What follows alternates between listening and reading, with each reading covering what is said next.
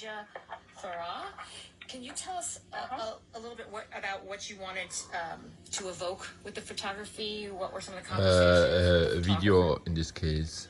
Because I wanted Khadija to do what she does really well, which is she brings incredibly warmth beautiful to everything she does. A lot of her photos, as we see here in a lot of the BB's home, is, again, I love using the word tenderness, but it's tenderness, it's openness, it's tenderness and openness. I mean, you get the point. That is portrayed in all of her photos, but also reflected No mask, in the by the way. book. And that's just who she is. That's what she brings. She went to Madagascar and she went to Mozambique. She also went to Madagascar, but she went to Mozambique and about Somali. She didn't speak Portuguese so she instead spoke Italian to the grandmother, Mama Maria, which we couldn't have paid for that. We couldn't have found someone better. But ultimately, I think what Khadija and our agents and everyone had talked about originally was how do we bring these women to life and how do we make them jump off the table? And she really took her into everyone's home and got that for us. And this is kind of my home. If you read this cookbook, if you engage with it, you will be much more informed Coffee, by the way, over there. 8 countries that are in, of 8 of the 54 African countries. How much was education a part of your mission? Education, yeah. A lot. I love how she speaks, introduces. I think that oftentimes there's a misunderstanding in African cuisine that it's difficult to make and that it's heavy. And so a lot of the foods that are featured here are not only the backbone of many of these countries, but they're easy to make. And so my intention basically, these are all foods that are and that our foods are difficult to make, and that Africa next to the church, just far away. So, above all else, I wanted to educate people about our pantries. I wanted to educate people about the Indian Ocean, and then I wanted to share with them some grandmothers. I kind of make videos, put them online about cooking. My guest is Hawa Hassan. Her new book is In BB's Kitchen, the recipes and stories of grandmothers from the 8 African countries that touch the Indian Well, that's Ocean. just New York, for being with us.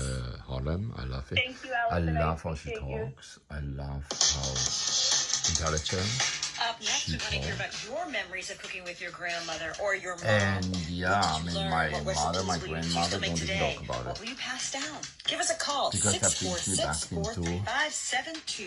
646-435-7280. Brings me back also into storytelling. Mainly my grandmother, my grandparents. WNYC is supported by the John S. and James L. Knight Foundation, dedicated to promoting informed and engaged communities and committed to helping public radio advance quality journalism in the digital age.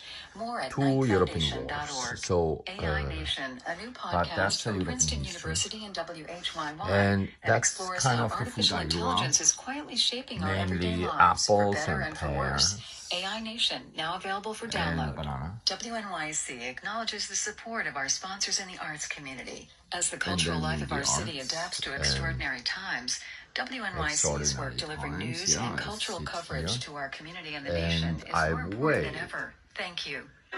This week on the Takeaways, look around the world of politics. We're talking about the present and future of the GOP. The potential leadership shakeup looming. And who do Republicans actually represent? The current question centers on Liz Cheney, and there are doubts. Like all the patterns and all the stuff we had, I had in the garden. I had to pick up, and I didn't like that. And look at that. And now I'm still sitting around and do what I always do. Listen to the news. The power of food and identity on today's show and passing down recipes across generations. We started with Michelle's honor, blended together the stories of food with memories of her mother in her book Crying in H Mart. And we're ending today with our next guest, New York Times cooking writer Eric Kim, who decided he was going to write a cookbook. He moved back back home to Atlanta to live with his mom, Jean Kim, and although he had eaten her food his whole life, he realized there was so much he didn't know about her process, and there was so much to learn. In a New York Times article called A Year of Cooking with My Mother, he writes lovingly about the 9 months he spent cooking with his mom, what they made, and what he learned. I'm glad Eric Kim can join us now. Hi, Eric. A writer, nice back. Hi, how are you? Yeah. I'm doing great. Hey, listeners, we want to hear from you. Do you have memories of cooking with your mom or your grandma? What did she teach you? Well, what is a recipe that you inherited that you still make today? Our number is 646-435-7280. 646-435-7280 to tell us all on the air. You can also tweet to us or send us a DM via Instagram. Our handle is the same for both. Donate, yes. No money. Seriously? So, Eric, when you decided to write your cookbook, Korean American, it's going to be out next year. Did you always know it was going to be a project you shared I'm sitting with your here mom? because no money. I'm sitting here because of I think people lying on the hole. I sit here, eat like this because why? Way, you know, I did try to write. I'd love to sell chapters by myself in New York. I got the book You deal could call right it at the start of lockdown in COVID New food, York, you could call it. and Poverty I food, found you could that call it. the recipes just didn't work, and so From the Marxist I drove food, down you with my could call dog, it. and then the Memory book started food, writing you itself, could not call least it. New because, York Times you know, food. I was also writing about the dinners we were sharing, Writing and about the the dinners. daily life Speaking that of we the were, dinners. you know, inhabiting together in that house, and it was Yeah, really you surreal can get in a experience house of, and past and hear even present fashion and even a working garden. together, In and fact, it was kind of a perfect environment Yeah, to write a book perfect. about my mom, Calm, essentially. And then she kind marks, of green, came in very people, clearly as the subject calm. of the book, and then Brings me everything back to happened very the quickly gym. after that. Brings me back As you started to to tackle and write down your family recipes and started palliative testing fashion them at from the home, Marxists. And what was brings that me back to all experience these like for you? things Because that you're, on one nobody hand, wants. you're a family member and a son, and then on the other hand, you're a food professional. Family member. Yeah, I think one funny thing that happened in the beginning was there's a lot of differing because we're both very similar, have very strong personalities, and have very strong culinary identities, I think. But ultimately, we sort of kind of started to see the merits of each other's styles, and I mean, you know, technically, I I could cook this reporter mode, and I think make that was the one way for me to just to show you myself and to be able that to if I put this really alone in do water, her justice it and would do her be recipes and her stories amazing. justice. So I could But it was endlessly also just really fun. recycle it, and that We hung out would mean, together every day, and yeah. you So know, let's that forget you know, reporter mode. in Let's talk America, about everybody just shows kid every way. mode. What was your experience like And- with food with your mom when you were growing up? I'm kind of a leftover I'm because not gonna be good at doing I was PR for this told book because go to I hell always since like when I cry when I think about it. day one. So I cry when I start talking. But you know, when I was a kid, I So I went to her definitely because now I always even gone have, into the kitchen, and you know what I mean? you know, when she was making kimchi, for instance, on the Responsibilities floor, for I was always the there right family. next to her watching it. And the because wait I for just- I what? always The liked, wait for trials. you know, the sounds and Mm. I think it induced ASMR Yeah, in me man. before I knew what ASMR was. You didn't have to pay for everything. And Didn't have you know, money. she would always just kind of Didn't wrap I- up a don't little even have anybody to morsel show it, but of here. snapper cabbage and kind of let me taste it, and that's why I mean, it taste sounds memory is so amazingly important. I do amazing, think, you know, sitting you know, here there and is eating the science just to recipe trash. development. Of course, I'm a recipe developer, But why not? I'm there's a also recipe art to developer it, now. and Here's I the think recipe. you know, Just years later, when just I recycle moved out everything and to went the to college, last and moment. when I Well, did try my hand at kimchi go for out, the first time, go out, it get was the a really food. good jar of kimchi, and I'd never made it before by myself. But Make because sure I that just you're knew vegetarian, what it like was me. supposed to Make taste sure you like, don't eat meat. I was able to approximate it, but Make sure certainly, you have the there's time definitely to so much more you can get when you to have the relax. subject in front of you, and your subject happens to be you, your yeah. mother. Yeah. My guest is Eric Kim, New No York mother. Times food reporter and cooking writer. Everything around me, You guys mother, have read his is piece, A basically Year of my Cooking with My problem. Mother. My mother jumped out of the window, so get the point. But no, all the other mothers, you know what I mean? From a purely psychological perspective, they did not necessarily treat me nice. No, not really at all. In fact, fucked me over. They took even away my kids. In fact, sorry for that. But died under oath. And well, you know, and then why? Because maybe they cheated. In fact, they did. Then why else? I mean, I keep repeating myself, but I start filming this because I can't even write it down. In fact, I could write it down. I will eventually do it also, but at this moment it's easier to just do what? Talk about food, how to survive, how to eat trash, how to recycle, how to keep the environment and my own sanity safe, how to go government coma. In fact, I wrote a letter to him, so why don't I actually call him and see what happens, because I simply didn't like at all. That was picked up, guess what? Picked up in front of the, well, MoMA PS1, and that was the last time. I mean, from there we go. I think I have other enough little YouTube films where I tell that story, so why repeat it one more time? Why not?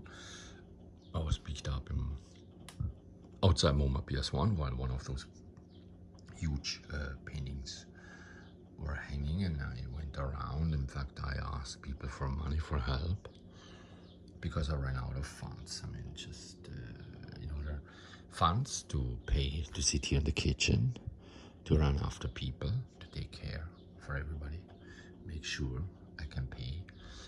But paying here means just simply to survive. Hence, it looked really messy. I mean, now it looks messy again, because guess what? I paint, and what do I paint today? I keep painting this, and here I already see a waste of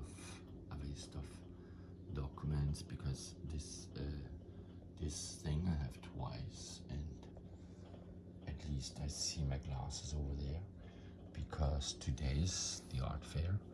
I'm not even going, because why should I go? I mean, I went yesterday a little bit. I went and encountered, maybe I could say, more pain, or maybe wait a little bit. So I wait a little bit more. It's not like I haven't been waiting before, but make sure this is not exceeding 15 minutes. It's 12 minutes and 10. And I was, through my head went basically Alex Beanstalk, because yesterday somebody mentioned that name. Alex Beanstalk is again a curator, and why not asking him? Because we have gross discrepancies about stories, gross ones, but then he denies them, so why not? Maybe he might forget it, because he had episodes, and in one of those episodes he tried to, so to say, help me, and literally wrangle me, wrestle me on the floor, and rip down my pants, and basically penetrate me from the back upstairs, where I have the scanner. But then why not? I will send him today an email and ask whether he has an idea how to show one of those, because the MX people, they might open in fall, but they're gone, they don't reply. Why not? I was very upset at the time, because Alex, a great artist, in fact, he works with ear devices, he sits in Midtown for a long time. He's the only guy who talked to me. He tried to help me, and I was in miserable conditions, so I was an easy food. He did help me, in fact he did, so why not going back to him and say, hi, how are you doing?